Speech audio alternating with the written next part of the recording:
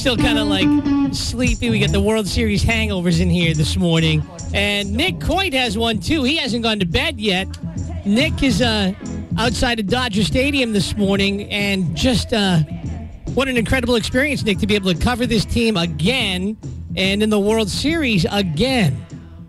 Yeah, crazy. I have, by the way, I have not been able to adjust to the West Coast time. It's been really, you're right. It's 3:30 here, and I haven't slept, obviously. But how can you sleep after a game like that, after a weekend like this, an 18-inning game, and then a comeback, and then tonight's game, and David Price all of a sudden is a folk hero in Boston, and what a season for this team, and they left no doubt in October. And there was doubt going into the postseason. We all talked about the bullpen, all that stuff. They left no doubt. This team was a buzzsaw, just a buzzsaw. What a run.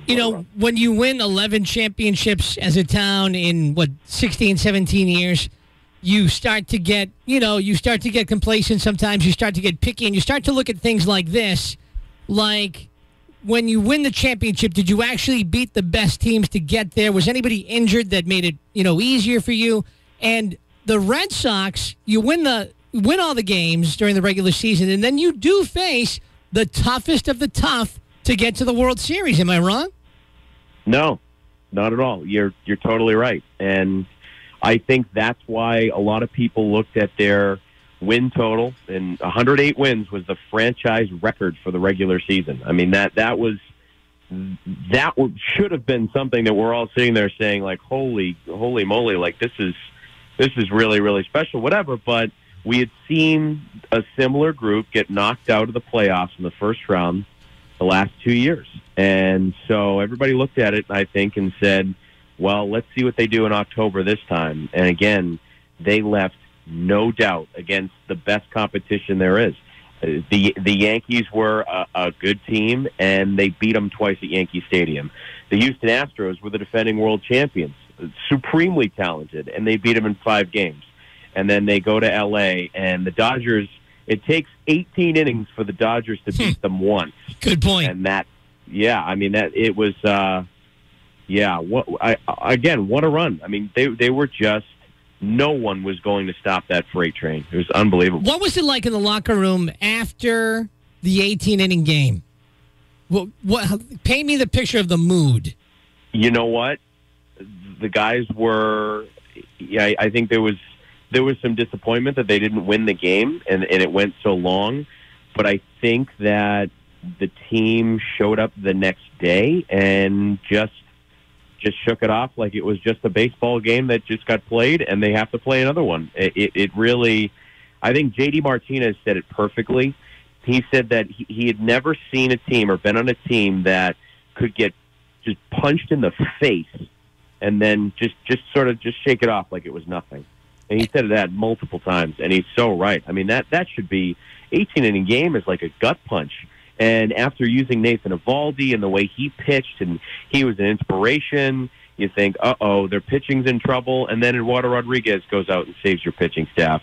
And David Price does what he does in Game 5. I mean, that should have been deflating, but this team was just so confident this year that it didn't faze them. It really didn't. How important was the Chris Sale tongue lashing that he gave his teammates? Huge. Absolutely changed the momentum of the series. If that doesn't happen and the offense doesn't come alive, we're talking about a 2-2 series after Game 4, and this thing would be coming back to Boston. And for those people who don't know what that was, can you give them a little summary? Yeah, so what happened was, after the 18-inning game, both teams came out sluggish, and the Red Sox fell behind in Game 4. Yasiel Puig get a home run off Eddie Rodriguez. They're down 4-0. The team just seemed lifeless, and Chris Sale gets up in the middle of the dugout and starts hooting and hollering and swearing at his teammates, telling them, pick it up, pick it up, pick it up. We need to do something here. And all of a sudden, Mitch Moreland steps in, hits a 3-run home run, and that gets guys going. And then Steve Pearce goes on his run that leads to him getting the World Series MVP. But Sale was the guy that stepped up, and a lot of the guys said, I was scared. I've never seen Chris Sale like that. That's the most effective is when you're quiet and then you blow up, that was right? Awesome. Big time. Big time. And that's the type of leadership that they needed. That's the type of leadership that I think had been missing ever since David Ortiz walked out of that clubhouse, because I think he was, the supreme leader. And we had seen him give motivational speeches in dugouts before. That happened. So, yeah, I think it totally changed the series. It inspired his teammates. And, yeah, instead of a 2-2 series, it ended up being 3-1. And then the Red Sox win Game 5, and here they are. I mean, 3-1 is infinity away from 2-2. It's just such a different mindset. Huge. Steve Pearce. Yeah. Is he the best midseason acquisition ever? in Red Sox history, really? Like, name somebody who's more important than that guy. Oh, man. Name somebody more important at the trade deadline.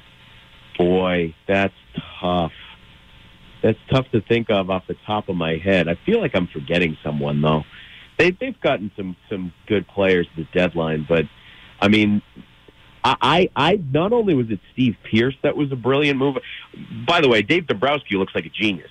This World Series run makes him look like a genius, because he goes out and he gets Steve Pearce and he gets Nathan Eovaldi, and and those guys were inspirations to their team. They were heroes, and yeah, Pearce was just a guy that they picked up because they knew they can put him at first base when there's a lefty on the mound, because he hits left-handed pitching well because he's a righty. That's what they did, and it ended up him going on a hot streak here in the World Series. And yeah, what a pickup. And Eovaldi too. I mean, I think he made himself some big bucks every time he went out there and pitched in this postseason. I mean, what an electric arsenal that guy had, and inspirational in the extra inning game. I mean, yeah, Dave Dombrowski looks like a genius for the acquisitions, and especially, obviously, Steve Pearce, now that he won World Series MVP. Unbelievable. We're talking to Nick Coit. He's outside of Dodger Stadium this morning. Hasn't gone to sleep yet after that World Series win last night for the Red Sox. Is John Henry the most boring owner in sports? You got some good questions today, Michael. No, well, not boring, because we're talking about him. So if he was boring, we wouldn't be talking about him. But yeah, John is John. I feel bad that Tom Warner was up there and they didn't let him do his little chant or anything like that. Let's go Red Sox. He's famous for that one, but they didn't even let him talk. Well, listen, hey, have a safe trip back, and hey, thanks for your coverage over there in Los Angeles for ABC 6 and for Fun 107. Thank you so much, Nick. Thank you, Michael. I appreciate it. It was fun. Nick Coit over there from the ABC 6 Sports Desk, live from Los Angeles with the fourth World Series championship for the Red Sox in this century. Fun 107.